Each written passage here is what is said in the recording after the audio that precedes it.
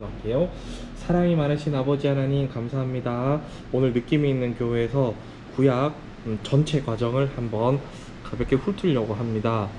단순하게 성경 말씀이 텍스트로 이어진 것이 아니라 우리 삶에 얼마나 이것이 유용하고 또 얼마나 우리에게 중요한 것인지 알 수 있는 그런 시간이 되게 하여 주시옵소서. 감사하며 우리 구주 예수님의 이름으로 기도드립니다. 아멘. 자, 먼저 제가 표를 하나 드렸을 거예요. 이 표를 한번 보고 할게요. 일단은 구약이랑 신약이 뭔지를 조금 알아야 됩니다. 다들 당연히 잘 알고 계시겠지만 설명을 드리면 밑에 제일 밑에 표 한번 보시면 BC 2000년경 아브라함 시대, BC 1500년경 모세 시대, BC 1000년경 다윗 시대, AD 원년 예수님, AD 100년 사도 요한이라고 되어 있을 거예요. 이 성경 같은 경우는 모세가 창출, 레민, 신, 모세 5경을 기록을 하면서 BC 1500년도부터 AD 100년 사도 요한, 예수님의 제자 중에 제일 어린 사람이 아닌가. 그래서 AD 100년까지 사도 요한이 살았대요. 살다가 죽었대요. 그래서 이 1600년간의 역사가 적혀 있는 책이 성경책입니다. 이 1600년 동안 40명의 저자가 이 책을 다 썼다고 하고요. 오늘은 짧습니다. BC 1500년부터 AD 원년 예수님까지 1500년만 공부할 거예요. 그거를 얼마 만에 할 거냐? 30분 만에 할 겁니다. 솔직하게 30분 만에는 잘 못했어요. 한 10분씩은 넘어가던데 한번 최대한 맞춰볼게요. 30분 동안 요거를 보고 나면 우리가 30독을 할 수 있는 눈이 열립니다. 네, 뭐 사기꾼 같지만 네, 제가 한번 만들어 봐 드릴게요. 자, 30분 동안 각 권의 말씀을 시대 순으로 갈 건데 시대별 정리라고 되어 있을 겁니다. 밑에 보시면 창세기 족장 시대라고 되어 있습니다. 창조에 관련된 내용이 1에서 11장, 아브라함을 택한 족장 시대 이야기가 12장부터 있습니다. 그리고 모세 시대, 출애굽기와 민수기가 있고요.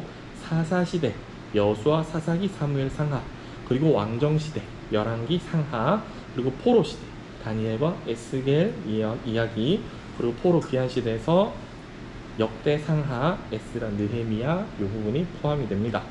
창세기, 모세 시대, 사사 시대, 왕정 시대, 포로 시대, 포로 귀환 시대로 나눠가지고 지금부터 이제 차근차근 한번 넘어가 볼게요. 자, 앞에 표를 한번 봐주세요. 자, 앞을 폈더니 역사서라고 나옵니다. 그죠? 역사서가 17권이고요. 시가서가 5권입니다. 그리고 빨간색의 예언서가 또 17권이 있어요. 역사서는 굉장히 간단합니다. 역사 순서대로 적혀 있어요. 우리가 읽어볼 때 와 재밌다, 술술술 넘어가네, 그냥 뭔가 역사 잘 적혀 있는 흘러가는 역사들이 재밌게 읽기 쉽게 되어 있습니다. 그리고 시가서는 요거는 이제 조금 감수성이 필요합니다.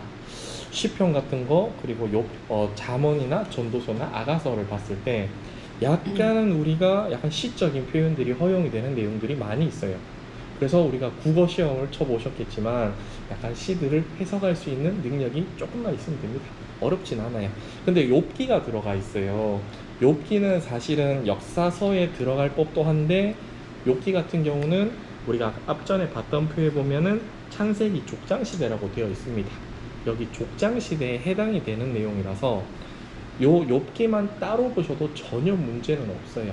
그래서 어디 넣을까 하다가 그냥 시가서에 들어갔습니다. 그리고 마지막으로 예언서 17권입니다. 이분들이 하나님의 말씀을 대언하는 그런 내용이 나와요.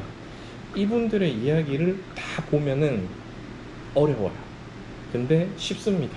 이분들이 하고 싶어 하는 얘기만 우리가 캐치하면 되니까 그 얘기를 이제 지금부터 차근차근 한번 가볼게요. 자, 그 전에 먼저 요거를 한번 봐야 되는데 한번 볼게요. 우리가 창세기부터 말라기까지는 뭐가 있는지 아시잖아요. 그거를 봐야 되는데 뼈대가 필요합니다. 빨리 이해를 하려고 그러면. 그래서 그 뼈대를 알려드릴 거예요. 같이 제가 읽어볼 테니까 같이 한번 읽어볼게요. 창출, 민수, 삿삼왕, 대라느. 시작. 창출, 민수, 삿삼왕, 대라느. 자, 조금만 빨리 해볼게요. 창출, 민수, 삿삼왕, 대라느. 창출, 민수, 삿삼왕, 대라느. 이것만 외우세요. 구약에서 이것만 외우면 됩니다. 왜 이것만 외우면 되느냐? 이 큰 동그라미 부분이 있잖아요. 이 동그라미 부분들이 시대 상황들을 이끌어가는 큰 줄기가 되는 내용이에요. 창이 뭐죠? 그렇죠. 출은 민수기, 여호수아, 사사기, 사무엘상하, 열왕기상하, 역대상, 에스라, 느헤미야. 요것만 기억하시면 돼요. 아, 요번 팀은 요걸 이제 다 아시니까 한결 진도가 빠르겠네요. 근데 출애굽기 밑에 레위기가 있고 민수기 밑에 신명기가 있습니다. 그죠? 요 얘기는 뭐냐면은 출애굽기의 상황에 레위기도 같은 상황이라는 겁니다. 시대 상황이. 근데 흐름을 이해하시는 데는 문제가 없기 때문에 레위기, 신명기, 룻기, 에스더가 어려우면은 지금은 안 보셔도 돼요. 큰 줄기만 이해를 하시면 되기 때문에. 그리고 열왕기, 사무엘 상하 위에 시편, 다윗 이야기할 때 같이 읽어볼 거고요. 열왕기 상하 할 때 잠언, 전도서, 아가서, 솔로몬 이야기가 나와서 같이 읽을 겁니다. 그 내용들을 지금 같이 한번 이제 나가 볼게요. 자, 거꾸로가 되어 있나?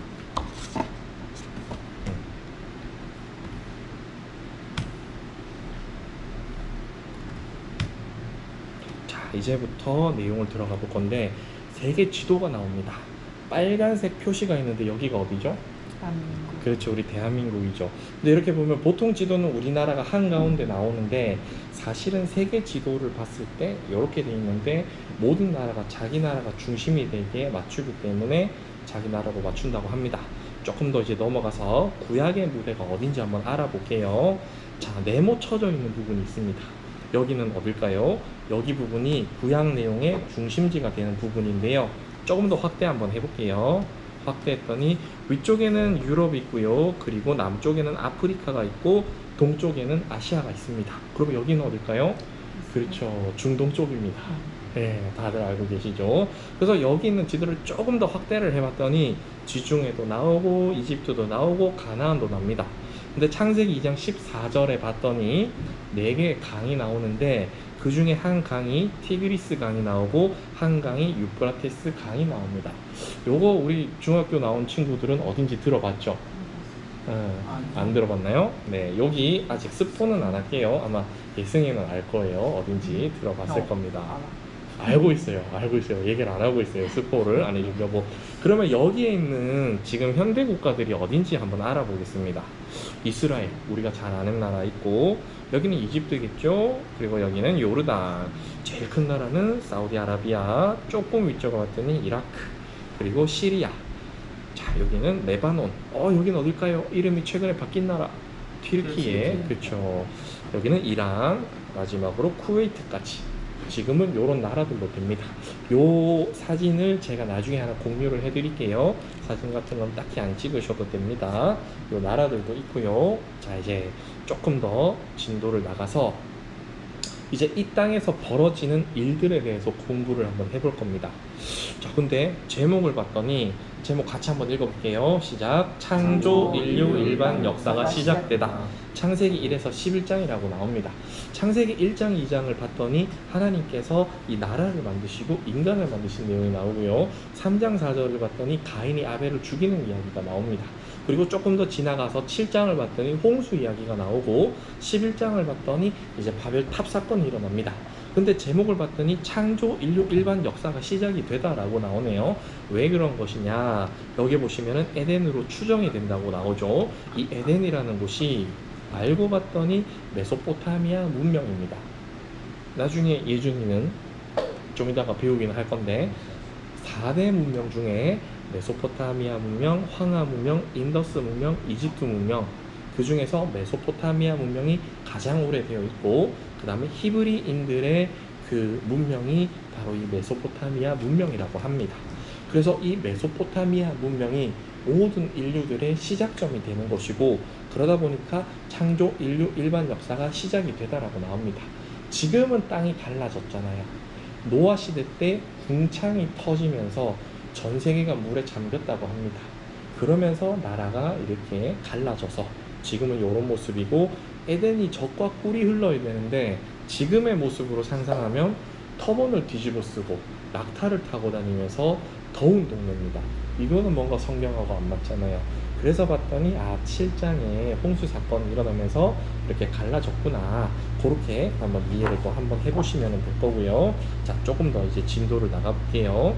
이제 이때 바빌론 제국이 있고 그 이후에 이스라엘 국사도 시작이 되다라고 나옵니다.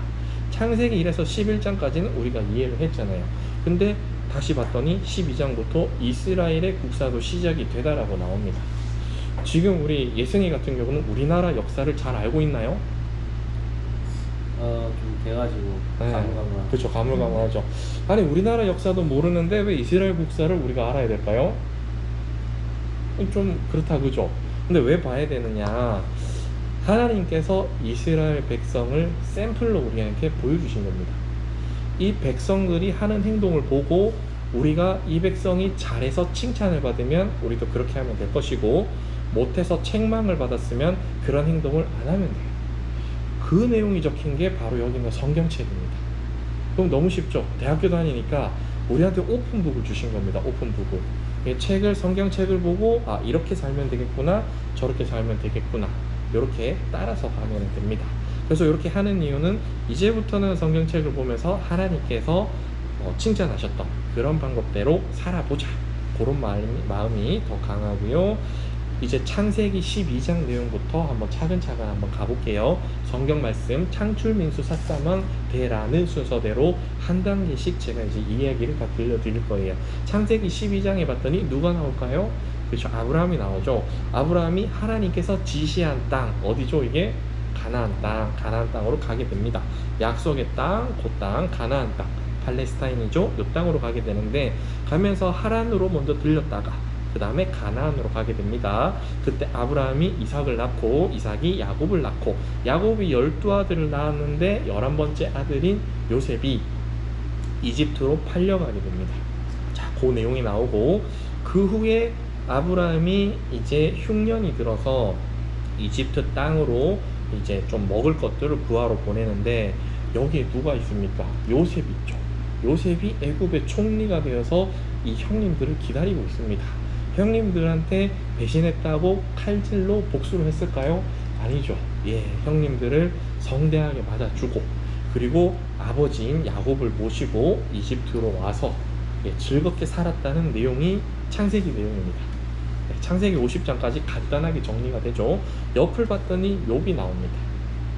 욥도 아까 말씀드렸듯이 족장시대에 있는 내용이라서 욥기 자체는 다른 내용이랑 연결은 안 되기 때문에 역사서에는 넣지 못하고 시가서에 들어갔는데, 욥의 이야기는 따로 보셔도 상관이 없습니다. 다만 족장시이기 때문에 이쪽에 나왔다라는 거. 그리고 자, 이제 출애굽기가 시작이 될 거예요. 창세기하고 출애굽기 시대에 430년의 세월이 있습니다. 70명의 이 야곱의 가족들이 이집트로 들어갔는데 430년 동안 몇 명으로 늘어났는지 아실까요? 250만 명으로 늘어났습니다. 430년 동안. 이거는 뭐 바퀴벌레도 아니고 엄청난 번식력을 자랑을 하죠. 그랬더니 이집트에 있는 왕이 요셉을 알지 못하는 왕이라고 나옵니다. 이 왕이 이 불어나는 백성을 보다 보니까 두려움을 느낍니다. 아니 얘네들 뭐야, 얘네들 왜 이렇게 번식력이 좋은 거야, 이대로 있다가는 우리 땅을 빼앗기겠는데, 그래서 갓난아기들을 다 죽여버려라는 그런 명령을 합니다. 이 왕은 애굽의 총리였던 요셉을 모르는 왕이 되겠죠. 430년이나 흘려버렸기 때문에. 그래서 히브리 아기들을 다 죽이고 있는데, 이 모세의 어머니가, 이름이 아마 갑자기 기억이 안 나네요. 미리암이었나? 모세의 어머니가 뭐를 했습니다.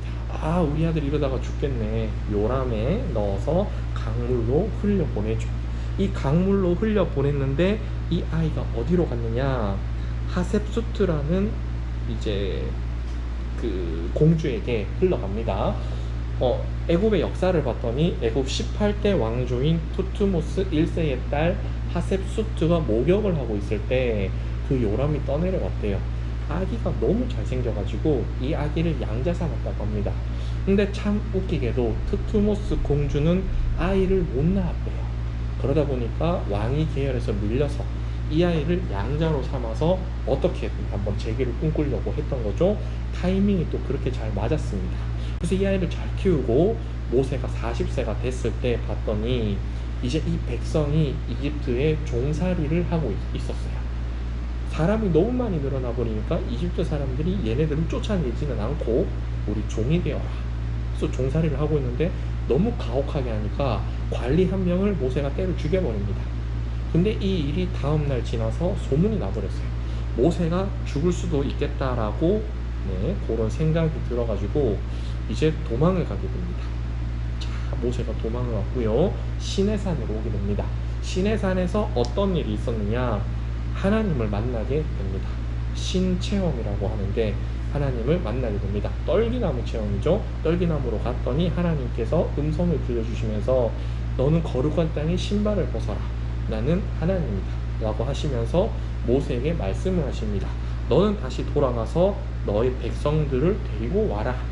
그래서 모세가 이집트로 돌아갔고 이집트에서 백성을 데리고 이제 애굽 땅을 나옵니다. 그때 몇 가지 재앙을 혹시 내렸을까요? 10가지죠. 10번째 재앙이 뭐냐면은 장자들을 다 죽여버립니다. 그제서야 이집트의 왕이 계속 방해를 하다가 가도 돼? 안 돼? 해서 첫 번째 재앙 내리고 다다다다 반복되다가 10번째 장자까지 다 죽이는 재앙을 내리고 나서야 가도 되라고 합니다. 근데 이 왕이 정말로 집착이 심해요. 장자까지 죽이고 보내놓고 또 쫓아갑니다. 그래서 이 백성들이 어디에서 만났느냐? 앞쪽에는 홍해 바다가 있고 뒤에는 이집트에 있는 이 애굽 사람들이 쫓아옵니다. 그때 모세가 바위를 툭툭 쳐가지고 홍해 바다가 갈라지고 애굽 사람들을 피해서 이 히브리 백성들은 이제 건너가게 되는 거죠. 그때 이제 수장이 다 돼버립니다. 그런 과정을 거쳐서 시내산으로 갔는데 하나님께서 말씀하십니다. 너네들 내 백성이니까 나와 언약을 맺자. 그리고 내 백성이기 때문에 법을 주겠다. 나의 법을 따라라. 그리고 너희들은 내 백성이기 때문에 진영의 한가운데 성막을 지어서 내가 잘 보일 수 있게 해라라고 하십니다. 그 내용이 어디 적혀 있느냐? 레위기에 적혀 있습니다. 아까 전에 제가 말씀드렸죠. 보다가 출애굽기 밑에 레위기가 있는데 레위기가 너무 어려우면 보지 마라. 보기는 봐야 되겠지만 큰 흐름을 잡을 때는 아직은 안 보셔도 됩니다. 모세가 여기서 이제 십계명도 받고 그런 과정을 시내산에서 40일 동안 있으면서 그런 과정을 거치고요. 그 다음에 어떤 일이 일어났느냐? 하나님께서 이제 이 백성들을 약속한 땅으로 데려가야 되겠죠. 아브라함에게 약속한 땅이 어디였죠? 가나안이었죠. 가나안 땅으로 가는 여정이 담긴 책이 민수기입니다. 그래서 민수기의 내용 중에 3가지 중요한 포인트가 있는데 시내산이 있고요. 그리고 가데스 바네아가 있고요. 모압 평지가 있습니다. 혹시 광야라고 들어보셨나요? 찬양 중에도 광야가 있고 그 광야가 어디냐? 시내산의 위쪽에 있는 여기 가데스 바네아라는 요 지형입니다. 바란 광야라고도 하고요. 요 땅을 이제 지나쳐서 가게 되는데 민수기 10장, 13장을 봤더니 어떤 내용이 있냐? 하나님께서 허락하신 그 땅으로 가야 되는데 백성들이 못 가겠어요, 힘들어요 라고 하고 가나안 땅이 어떤 땅인지 알고 싶어요 라고 하니까 12지파에서 한 명씩 정탐꾼을 정해서 정탐꾼을 보냅니다. 12명 중에 10명은 우리 못 가겠어요, 우리는 메뚜기 같습니다. 2명은 아닙니다, 저 땅은 우리가 반드시 정복할 수 있는 땅입니다. 그런 얘기를 했었죠. 여호수아랑 갈렙이 그런 얘기들을 했습니다. 그래서 하나님께서 화가 나십니다. 내가 너희들을 이끌어냈는데 근데 못 가겠다고? 그러면은 너희 1세대들은 여기서 죽어라. 몇 년 동안? 40년 동안. 광야 생활은 40년이고 이동하는 기간들이 1년 있어서 총 40년이에요. 먹다가 죽으라고 명령을 하십니다. 그래서 시간상으로는 열흘이면 갈 수 있는 거리를 40년을 헤맸대요. 근데 40년을 헤맬 수도 있을 것 같습니다. 여자친구랑 제가 백화점을 갔는데 여자친구랑 백화점을 속속들이 다 훑어보더라고요. 저는 너무 힘들어가지고 그 과정이 40년 광야 같았다라고 그런 말을 하고 싶었습니다. 그래서 이 40년 광야 생활을 끝나고 이제 모압 평지로 가게 됩니다. 하나님께서 약속하신 땅인 그 땅이 바로 가나안 땅인데 그 바로 앞에서 이제 모세가 서 있습니다. 모압 평지에서 모세가 서서, 여기서 퀴즈 하나. 모세는 저 땅에 들어갈 수 있을까요? 없을까요? 못 들어갔죠.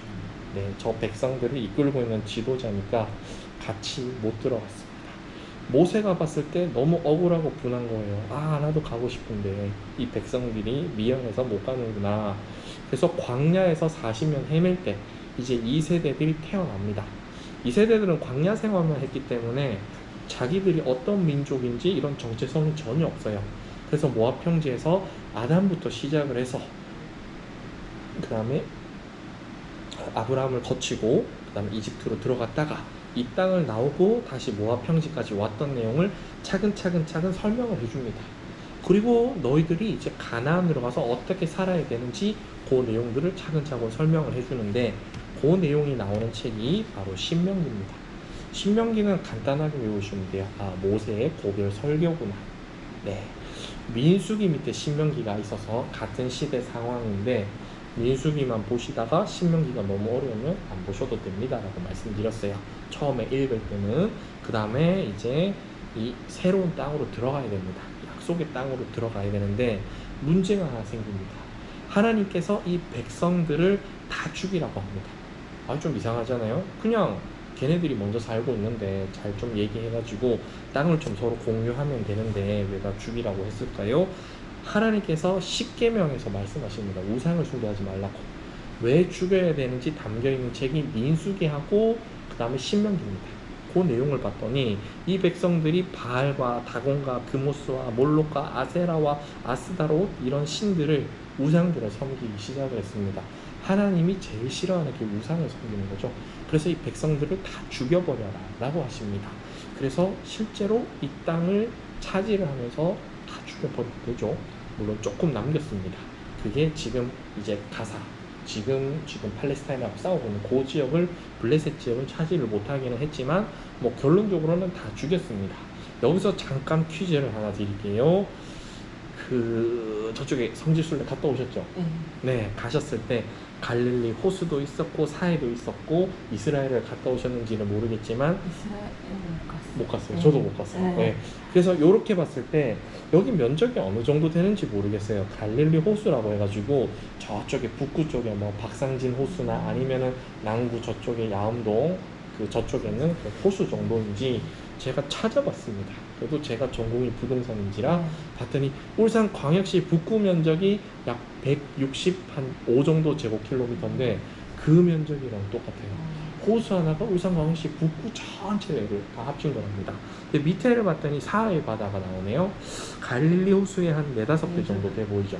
요 정도는 어딜까 찾아봤더니 서울 면적이랑 똑같습니다. 650제곱킬로미터. 서울 그러면은 여기 끝에서 저기 끝까지 이렇게 보면 보일까요? 사해가 그만큼 넓습니다. 엄청나게 넓더라고요. 근데 이 바다가 짜다라고 하면 소금물이 얼마나 들어가 있겠습니까? 네, 살짝 이제 흐름이 좀 더 잡으려고 조금 살짝 재미난 얘기, 저만 재밌었는지 모르겠는데 자, 넘어가 볼게요. 모압 평지 동쪽으로 가서 있죠. 우리가 이제 신명기에서 모세의 고별 설교를 듣고 여기 땅을 먼저 차지를 합니다. 루벤과 갓과 므낫의 반지파가 먼저 차지를 하고요. 여기 땅을 차지할 때 나오는 이 지파들은 야곱의 12아들을 상징을 합니다. 12지파가 나와서 이제 여호수아 바톤 터치를 해서 모세에서 여호수아로 바톤 터치가 돼가지고 여호수아가 대장이 돼서 이 땅을 차지를 합니다. 먼저 여리고성부터 차지를 하죠. 7일 날에 여리고성이 무너졌는데 6일 동안은 한 바퀴씩 돌고 7일 날에 7바퀴를 돌고 함성을 질렀더니 여리고성이 무너졌습니다. 그리고 조그만 성 아이성도 나오는데 아이성이 별거 아니겠지라고 생각하고 갔다가 오히려 패배를 합니다. 알고 봤더니 여리고성에서 아간이라는 사람이 그 재물을 숨겼었어요. 하나님께 바쳐야 되는 것들을. 너무너무 작고 누가 봐도 함락하기 쉬운 아이성은 실패했고 인간의 힘으로는 도저히 함락할 수 없을 것 같은 여리고성은 너무 쉽게 차지를 해버립니다. 그러면서 이 백성은 여기서 많은 이제 그런 교훈을 얻었겠죠. 이 땅을 봤더니 므낫세 지파가 엄청 땅이 커 보입니다. 그리고 서울에서 가장 비싼 땅이 어디죠? 강남. 그쵸. 강남 같은 땅이 어디죠? 분홍 색깔 핑크색의 에브라임이죠. 에브라임이 들어갔는데 이 에브라임에 속한 지파에 여호수아가 있습니다. 네, 어디나 그렇지만 열심히 일한 사람은 제일 좋은 거 가져가야 되겠죠. 12지파가 있는데 레위하고 요셉이 안 보여요. 그죠? 레위하고 요셉은 땅을 분배할 때는 이름이 안 들어갑니다. 왜 안 들어갔느냐? 레위 지파는 12지파로 들어가서 제사를 담당하고 교육을 담당하라고 했습니다. 그래서 레위 지파는 나오진 않고요. 그 다음에 요셉 지파는 나오지 않았는데 요셉에겐 더 큰 복을 주셨어요. 므낫세와 에브라임이 요셉의 아들인데 이 두 아들이 12지파에 들어가는 큰 복을 얻게 됩니다. 그래서 이렇게 12지파가 다 차지하게 됩니다. 그럼 한번 볼게요. 하나님이 약속하신 땅 가나안으로 갔습니다. 땅을 주셨죠. 민수기를 통해서 출애굽기를 통해서 이 백성들을 데리고 가게 해주십니다. 그래서 국민을 얻게 됐죠. 법을 주셨어요. 아까 레위기를 통해서 국민, 영토, 그 다음에 주권이 되는 법까지 주셨으면 뭐가 만들어졌죠? 나라가 만들어집니다. 이제부터는 하나님께서 택하신 이 나라의 백성들이 잘 먹고 잘 살면 됩니다. 자, 다시 한번 볼게요. 이집트로 가고 출애굽기로 위아래로 모세가 왔다 갔다 하면서 끝나고 레위기로 법을 주시고 민수기를 통해서 하나님이 약속하신 땅으로 가야 되는데 12명 중에 10명은 됩니다. 10명은 안 됩니다. 2명은 됩니다. 그래서 다시면 헤매라, 먹다가 죽어라. 그래서 모압 평지 가서 모세가 나는 못 들어가니까 너네들이라도 들어가도록 해라 라고 해서 그런 피 터지는 고별 설교를 했고 여호수아가 가나안 땅을 차지를 하고 이제 완벽한 나라를 가지게 됩니다. 그 내용 창세기, 출애굽기, 레위기, 민수기, 신명기, 여호수아까지 다 돌아왔습니다. 이제 나와야 되는 게 사사기죠. 이 사사시대, 지금부터는 사사시대가 됩니다. 나라가 다 만들어졌는데 이 백성들이 이 나라, 하나님의 나라 백성인 이 이스라엘 백성들이 하나님 말씀을 잘 듣고 살았을까요? 네, 잘 듣고 살았으면 더 이상 우리가 성경 안 봐도 되겠죠. 잘 못 살았어요. 사사기를 봤더니 21장 25절에 그때에 이스라엘의 왕이 없었으므로 각자가 자기 옳은 소견대로 살았다라고 나옵니다. 사사시대는 하나님의 말씀을 듣지 않은 엉망인 시대, 이렇게 정리해 버리시면 돼요.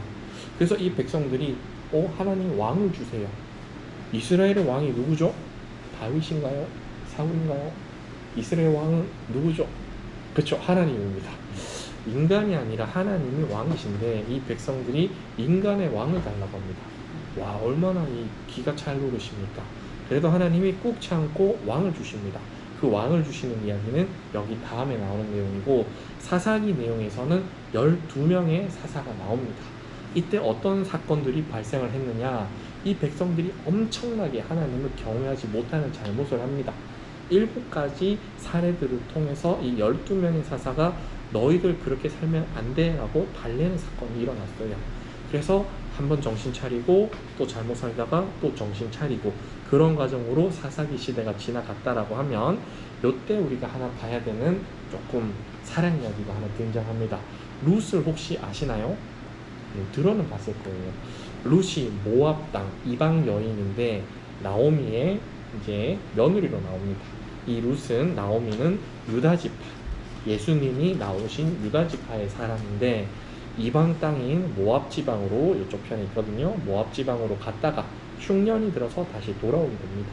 외국인인 룻은 이제 자기 친정집으로 가도 되는데 유다 지방으로 어머니 나오미를 따라와서 어머니의 백성이 나의 백성이고 어머니의 하나님을 나도 섬기겠습니다 라고 고백을 합니다.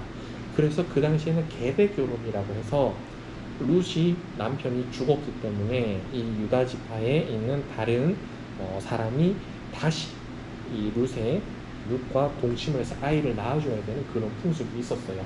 그때 등장한 사람이 보아스입니다. 우리 모든 교회의 자매들이 나 보아스랑 결혼할래요 라고 그런 얘기들을 많이 하는데, 사실 룻은 20대일 가능성이 높고요, 보아스는 60대에서 70대 정도라고 합니다. 이 각 교회에 가서 자매들이 참 잘못된 꿈을 가지고 있죠. 자기보다 아버지 뻘인 자매를 좋아합니다. 아버지 뻘인 그런 형제를 좋아합니다. 근데 룻과 보아스의 사랑 이야기로만 끝이 나느냐? 그렇진 않겠죠. 아까 전에 사사시대 때 하나님 우리에게 왕을 주십시오 라고 했기 때문에 그 왕이 여기서 등장을 해버립니다. 룻이 다윗의 증조 할머니입니다. 이거 알고 계셨나요? 네, 알고 계셨어요? 아, 대단하십니다. 네, 그래서 사사시대의 룻기까지 끝이 났고요. 이제 점점 재밌어집니다. 사무엘을 통해서, 사무엘 상하를 통해서 1대 왕인 사울이 등장을 합니다. 사무엘을 통해서 기름 부어져서 사울이 왕이 되었고요. 사울이 통치를 잘 했을까요? 잘하다가 못했죠. 그래서 두 번째로 다윗이 등장을 합니다. 아까 유대 지방, 여기 있는 유대 지방에서 등장을 하고요. 2대 왕이 다윗이 됩니다. 그리고 다윗의 이야기를 하면서 시편을 빼놓을 수가 없는데 시편이 150편으로 되어 있습니다. 그 중에 다윗이 몇 편이나 썼을까요? 그쵸. 73편이나 썼습니다. 머릿속으로 생각하는 게 저한테는 다 들려요. 네, 73편이나 썼어요. 그렇게 보면 다윗은 참 감수성이 뛰어난 사람인 것 같습니다. 어떤 내용들이 있느냐? 처음에 1대 왕이었던 사울 왕을 피해서 도망가던 이야기, 사울과 싸워서 결국에는 이겼던 이야기, 왕이 됐던 이야기, 왕이 됐는데 제가 이 나라를 어떻게 통치할까요? 하는 이야기들이 시편에 담겨 있습니다. 그리고 하나 놀라운 사실, 시편에서 다윗이 처음으로 18장에 하나님께 사랑합니다라고 고백을 합니다. 인간 중에 최초로 하나님께 사랑합니다 라고 고백을 했던 그런 인간이죠. 그랬더니 얼마나 하나님이 다윗이 이뻤겠습니까? 정말 많은 복을 주시죠. 그래서 사무엘 이야기까지 넘어왔고요. 사무엘 상하 중에서 사무엘 상은 다윗이 왕이 되기 전의 이야기라고 기억을 하시고 사무엘 하는 다윗이 왕이 되고 나서의 이야기, 이렇게 기억을 하시면 됩니다. 이후에는 뭐가 나올까요? 열왕기 상이 나옵니다. 열왕기 상을 봤더니 솔로몬이 등장을 하는데 솔로몬이 무슨 왕이죠?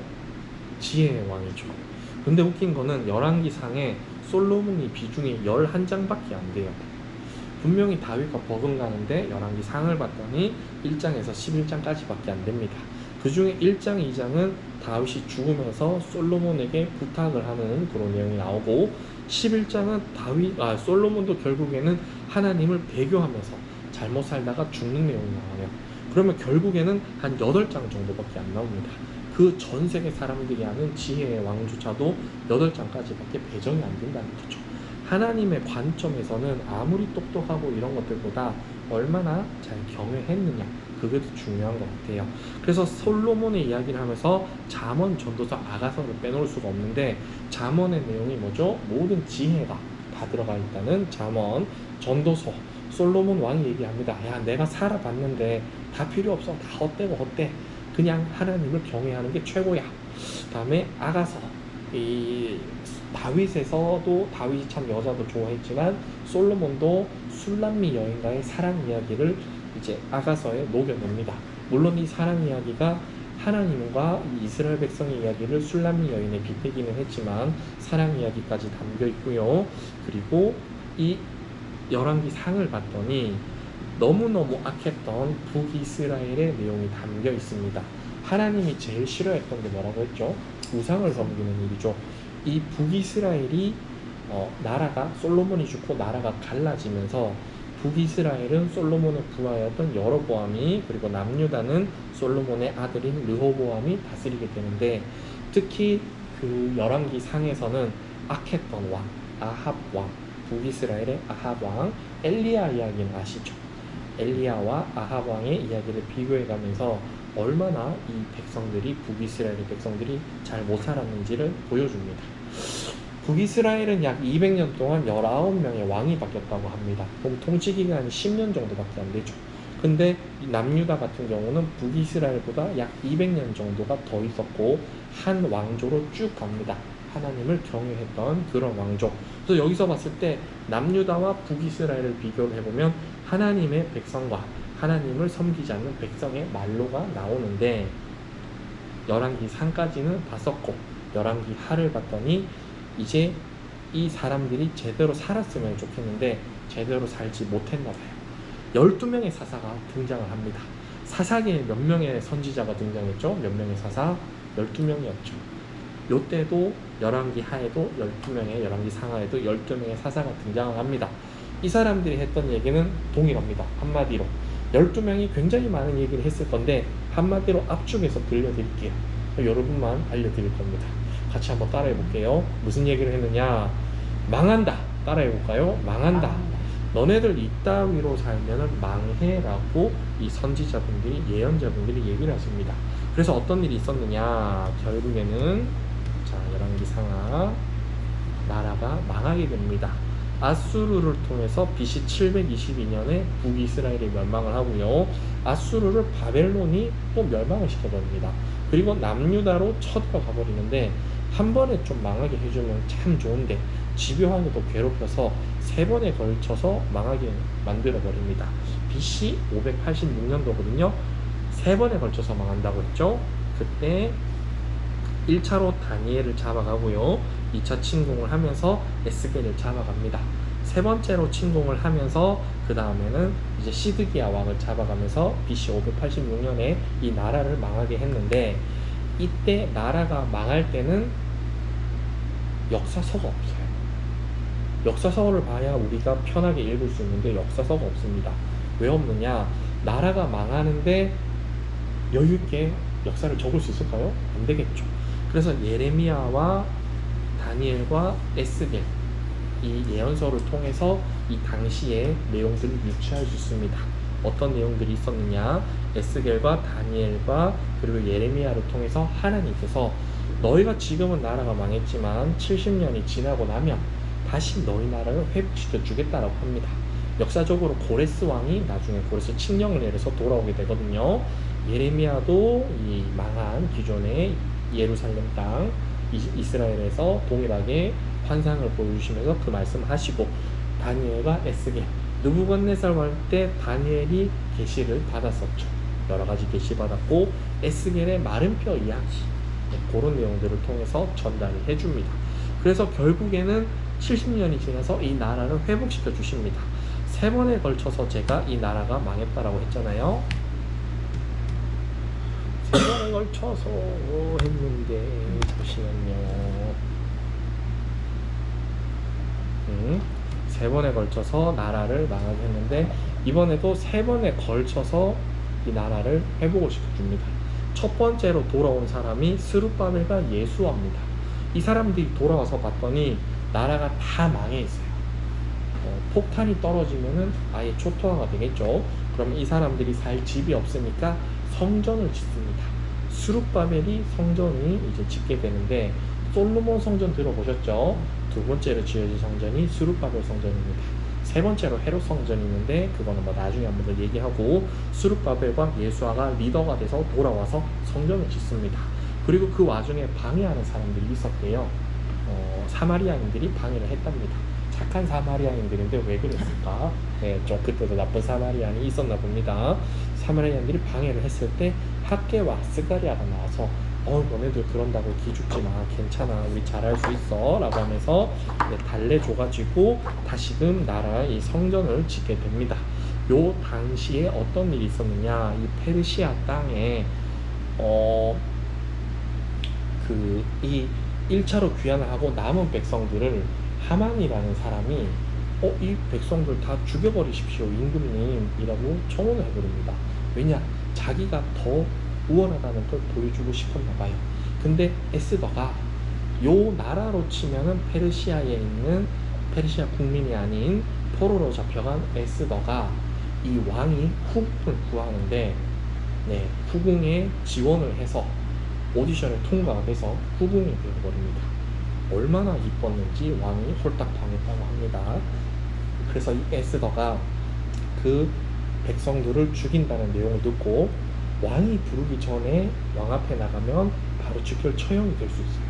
그거를 무릅쓰고 왕 앞에 가서 죽으면 죽겠습니다, 우리 백성을 살려주십시오 라고 합니다. 그래서 결국에는 이 백성들을 살려줬다는 이야기도 요 당시에 벌어진 내용이에요. 에스더 이야기도 요 당시에 읽으시면 되고요. 자, 이제 2차로 돌아온 사람이 있는데 에스라입니다.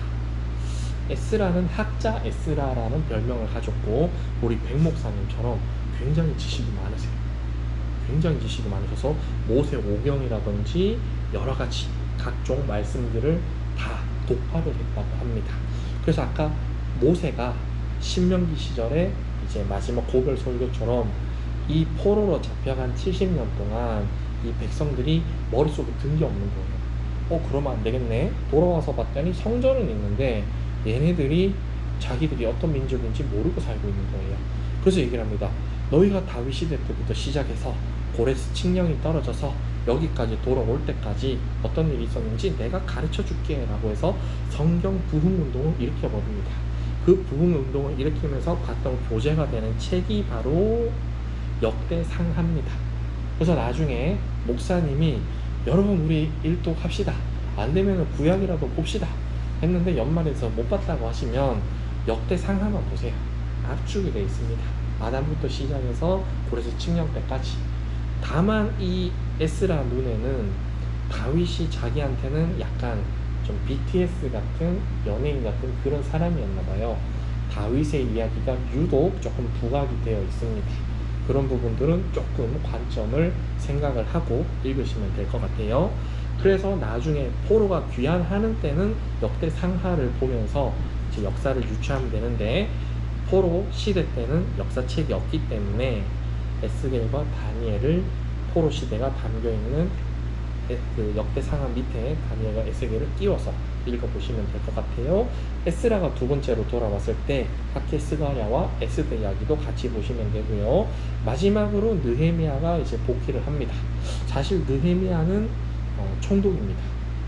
총독인데 그 내용은 나중에 얘기를 하고, 느헤미야가 돌아와서 보니까 성전도 지어져 있고 이 사람들이 이제 성령 부흥 운동을 통해서 지식도 많이 갖췄어요. 근데 집은 있고 사람이 있는데 성벽이 없는 겁니다. 에스라가 돌아오고 14년 뒤에 느헤미야는 돌아왔거든요. 거의 동시대 활동을 했다고 보면 돼요. 느헤미야가 와서 봤더니 성벽이 없어서 한 손에는 이제 이 방패를 들고 무기를 들고 한 손으로는 성벽을 짓기 시작을 합니다. 백성들과 며칠 동안 놀라지 마세요. 52일 만에 그 성벽을 다 지어버립니다.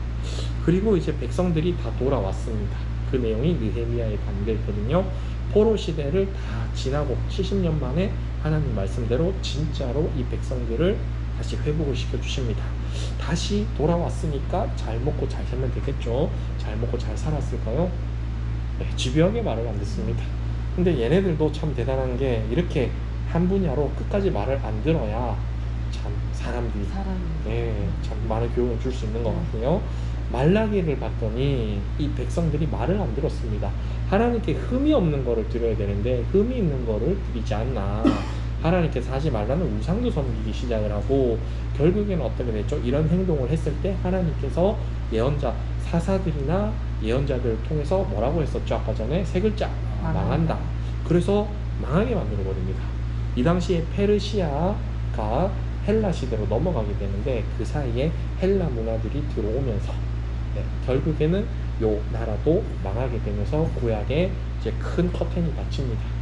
말라기 선지자가 마지막으로 한마디를 하는데, 크고 두려운 날에 엘리야 같은 이제 이 선지자가 올 것이다. 그 선지자가 신약에 보면은 세례 요한입니다.